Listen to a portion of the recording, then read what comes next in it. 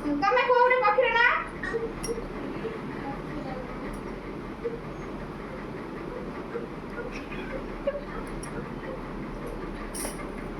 କଣ ବଗ।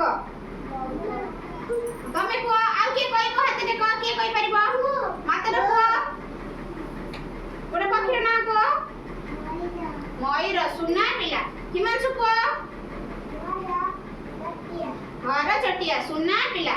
ହଁ ତମେ କୁହ ତମେ ଗୋଟେ ପକ୍ଷୀର ନାଁ କୁହ।